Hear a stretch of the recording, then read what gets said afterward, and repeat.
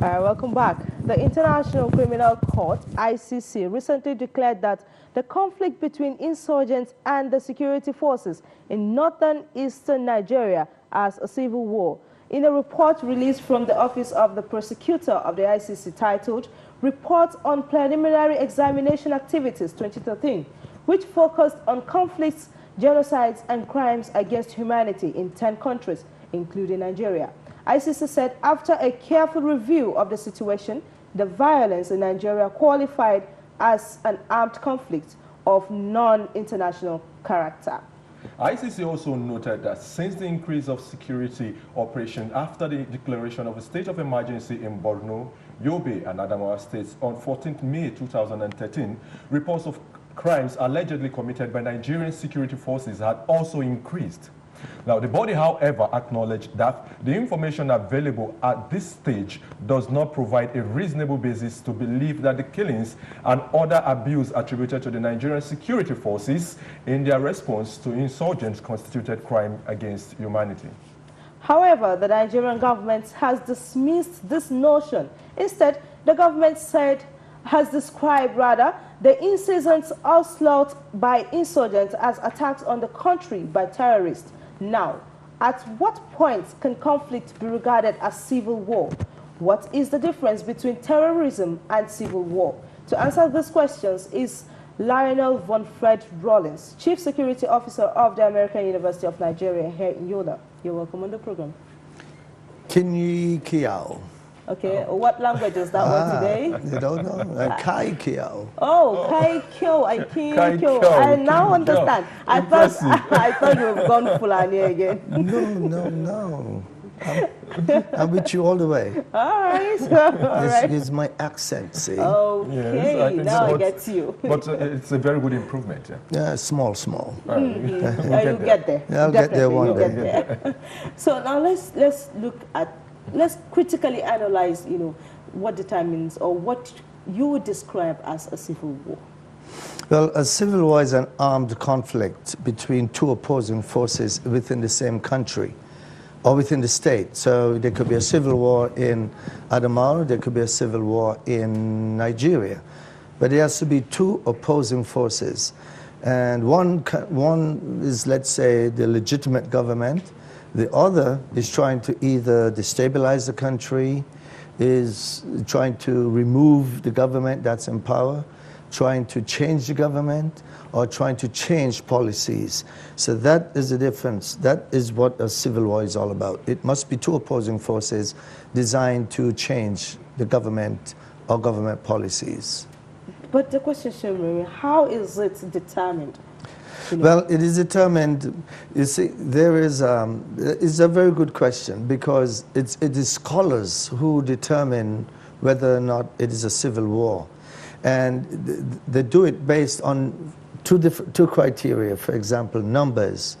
If there is 1,000 casualties a year, then that 1,000, once you reach that 1,000 mark, it becomes a civil war. Then they start talking about civil war. There are people who argue about whether if you kill 2 people, it's just as painful as if you kill 1,000. So why put a number? And some people also said that there should be 200 from each opposing side before it becomes a civil war.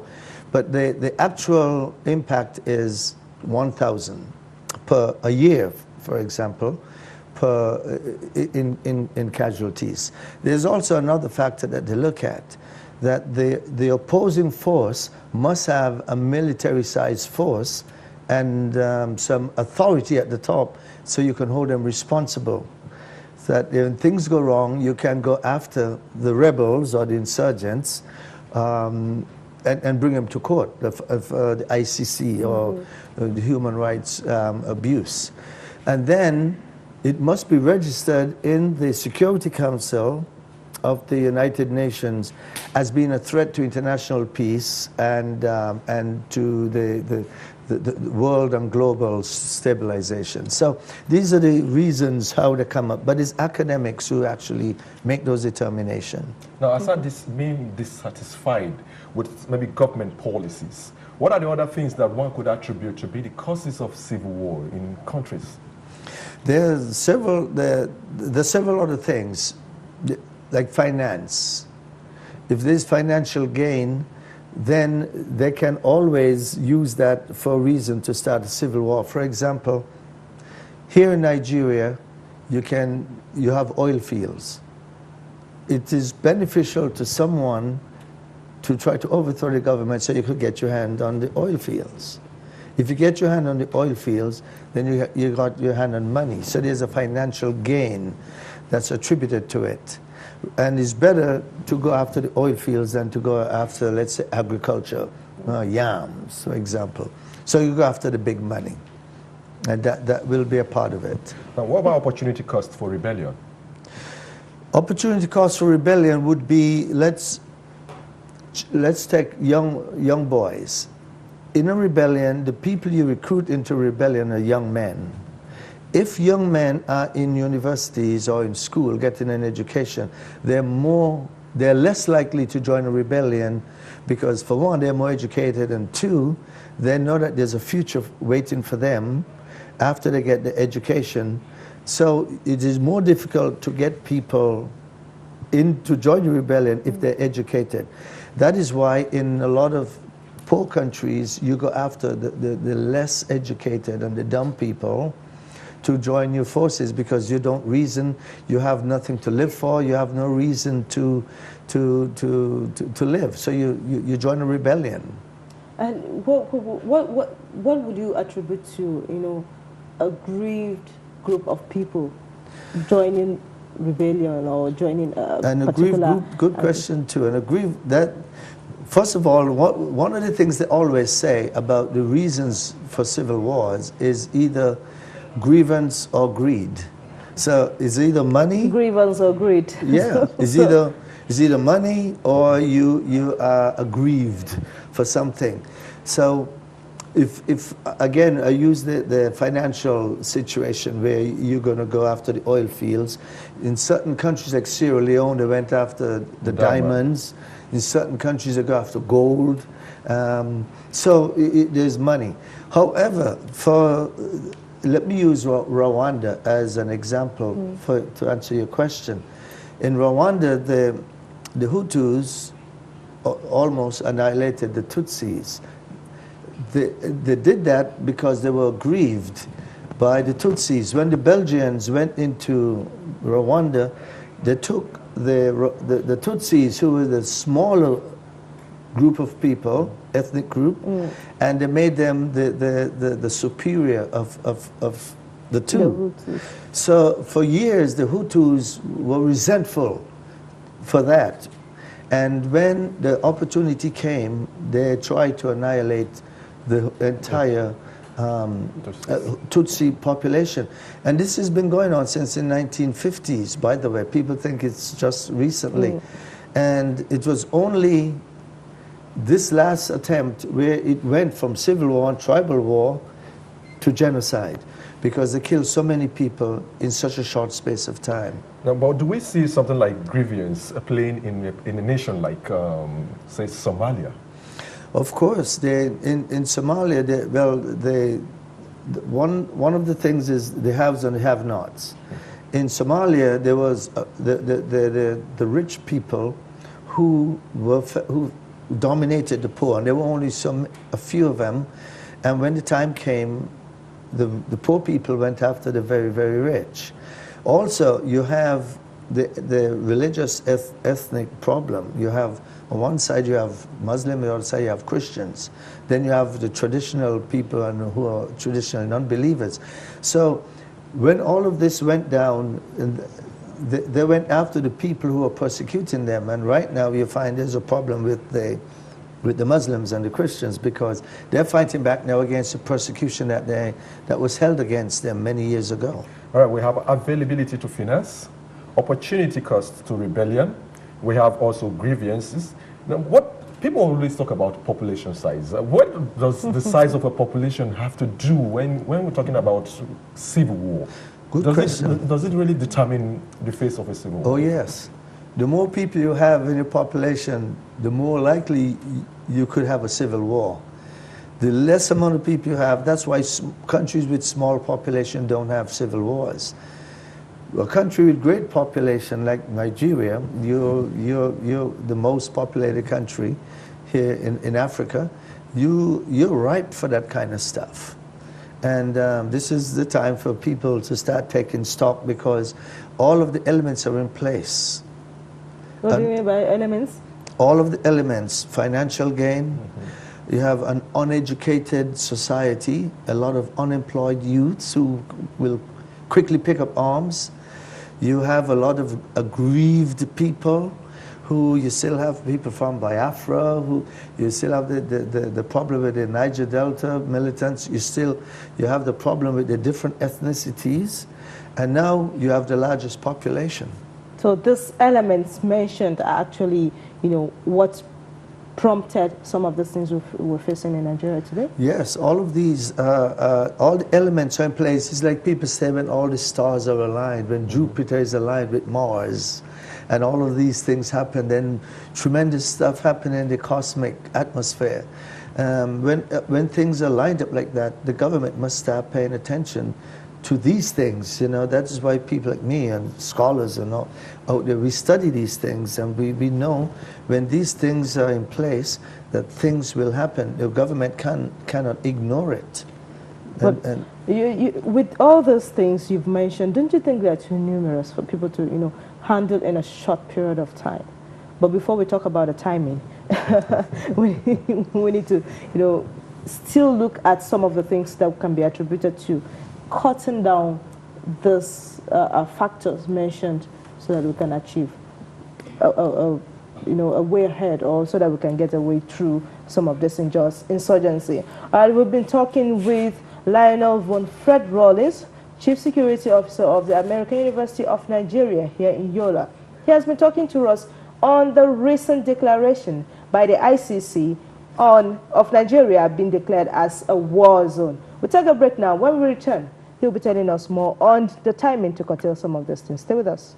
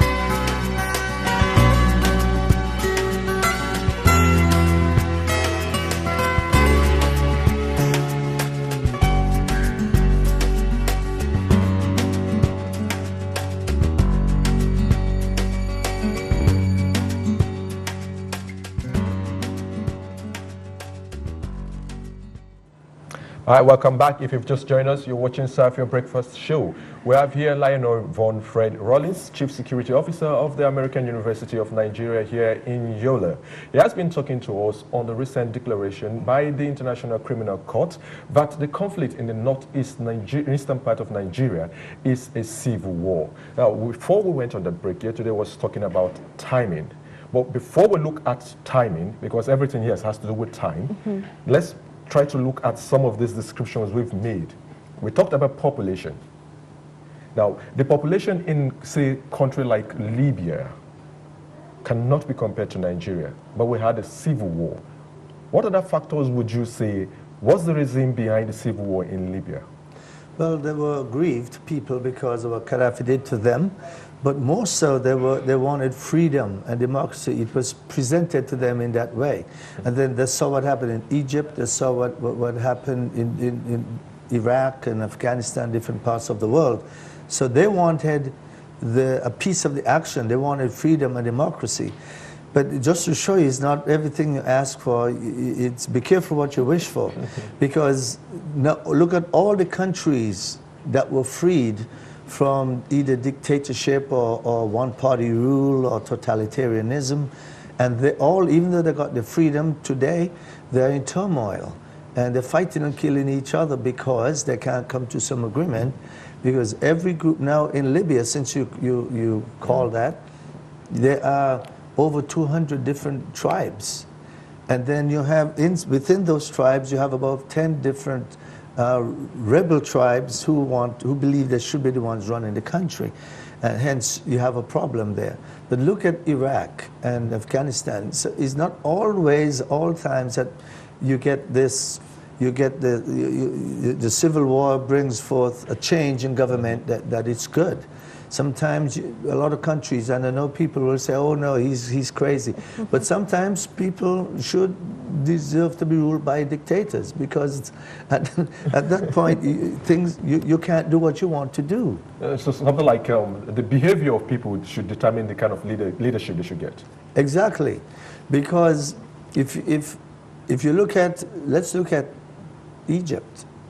I mean, Egypt, they got rid of Mubarak, and then they gave them free elections, and then when they brought in the new Morsi, things just went out of whack. And so Morsi tried to implement his own brand of leadership, and he forgot that he had millions of people who do not subscribe to that type of leadership. It's got to be some form of leadership for everyone. And it's like here in Nigeria. Who is the leadership? Who do you lead in Nigeria? But where does the timing come in all of this? Timing, is there proper time for all of this? Timing comes in two ways. One, sometimes it's ripe. You know, it's like a fruit.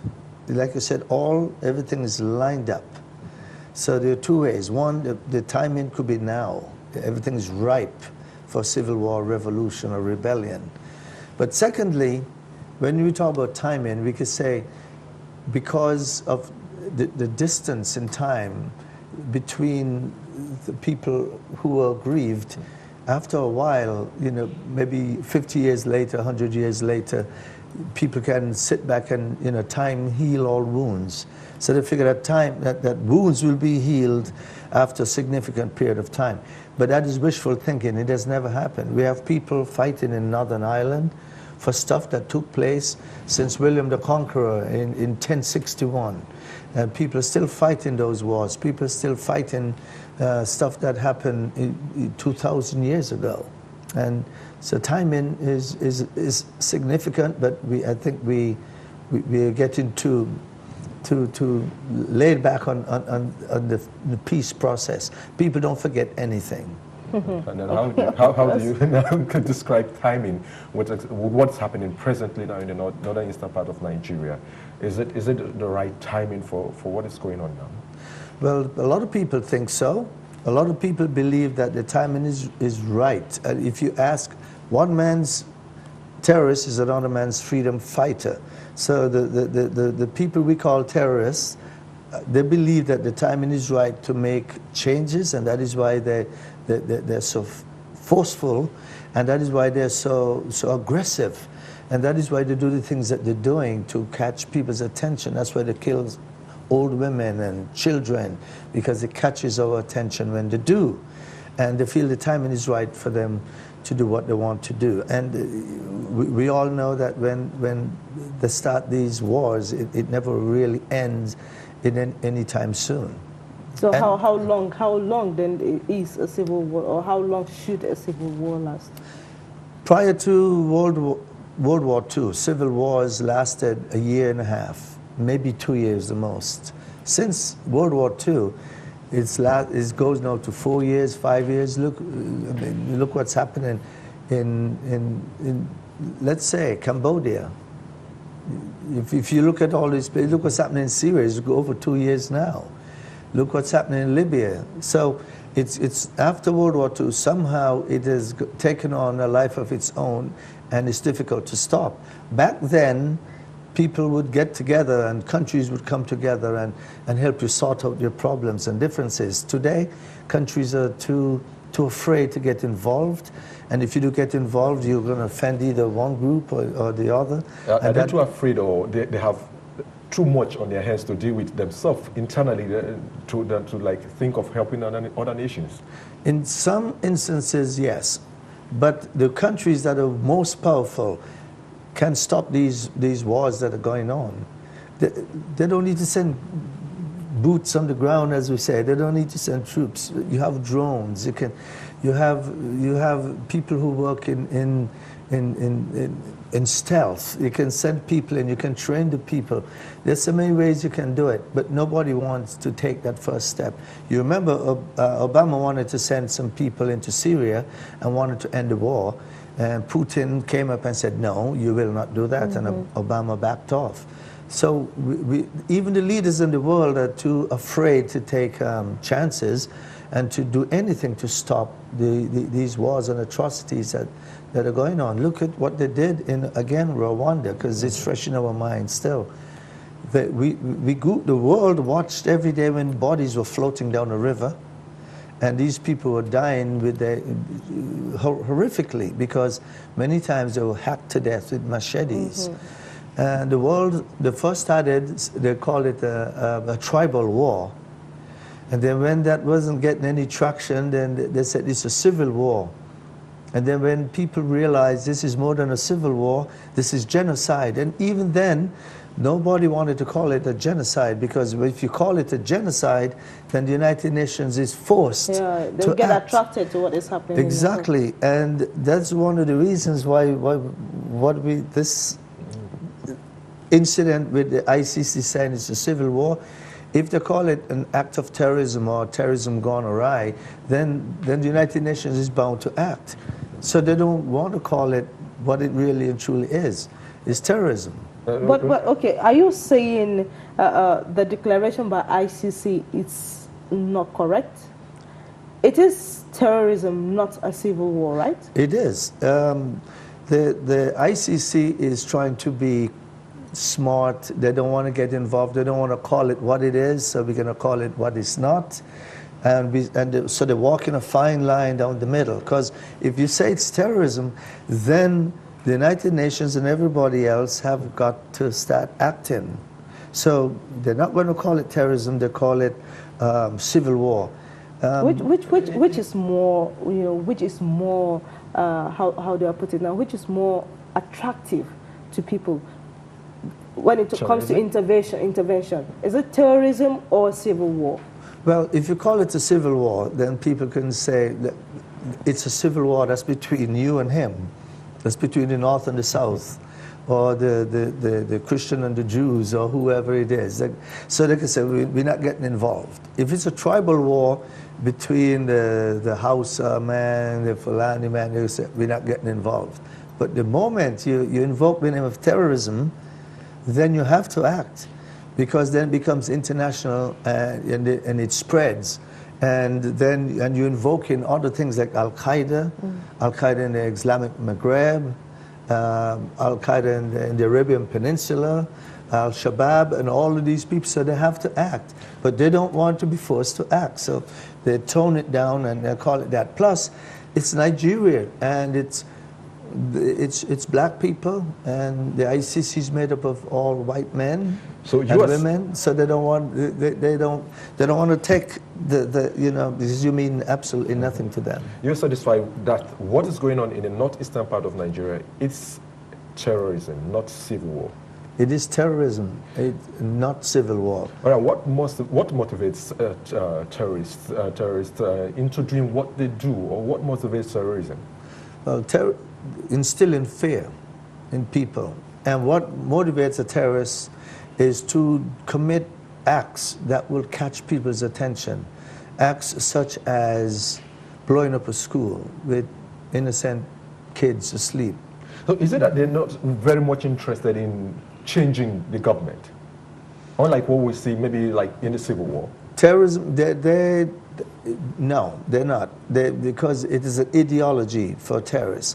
In a civil war, the people have a desire, either change the government or bring down the government or change the policies of the government. With terrorism, you want to put forth an ideology.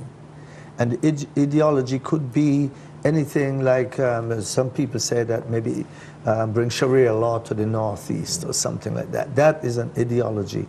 Then they're not really interested in bringing down the government, as long as they get their point across. Some terrorists fight for freedom. Nelson Mandela was called a terrorist. He went to prison for being a terrorist. And now today he's dead and the whole world is flying the flags at half-staff, and now he's one of the most revered men in the world. But you forget that, 30 years ago, 40, 50 years ago, he was a terrorist, and he went to prison and paid a dear price for that. So some people fight for freedom, and they want freedom and democracy. And some people fight, like I said, for religious purposes. Some people fight for because they're fighters. And look in Colombia, you got the FARC, and what they've been fighting for years, and they've been destroying the government. They've been fighting since the 50s. No. If I put it now in summary, would it be right for me to say terrorists are out there to just prove a point? And an ideology, yes. Your point could be an ideology, because they have to prove something, and that point must be something. And it got to be an ideology. They don't just kill you just to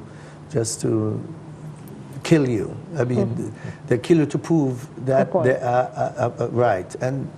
But the more horrific the crime, the more attention they get.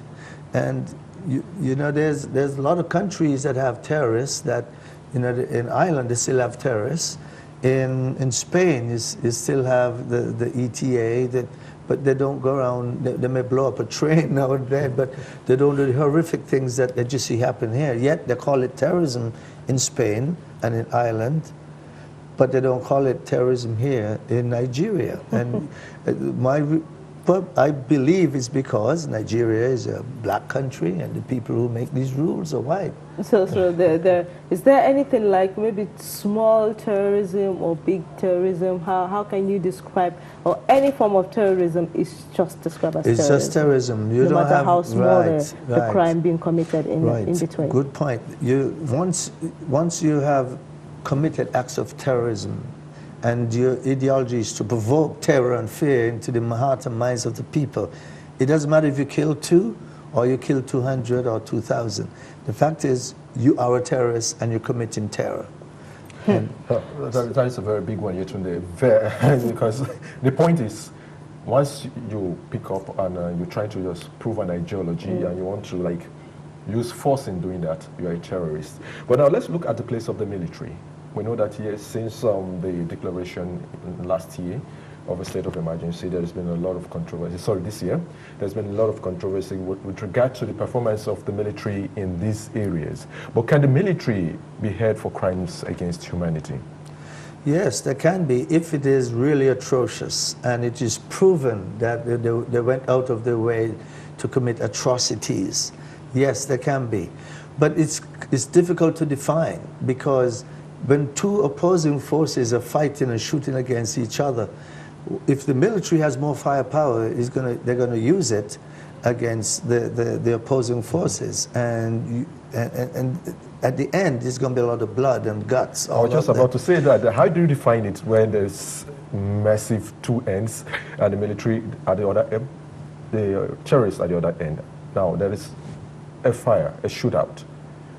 Now, how do you find or try to distinguish between an act that is crime against humanity in that cause? Is it going to be easy for you? Yes. It's difficult, but it's easy. It's difficult because you're fighting, you're shooting at me from over there, I'm shooting at you. In the end, some of my people will be dead and some of yours will be dead. Some will be blooded and everything else. The problem is, or comes, when you look at the civilian casualties. If the civilian casualties is heavy and massive, and there's a lot of dead civilians, then they always blame the military. They'll say you were too overpowering, you used too much force. And then, you know, up in, as is Bala, they had that shootout, and a lot of people probably got killed unnecessarily.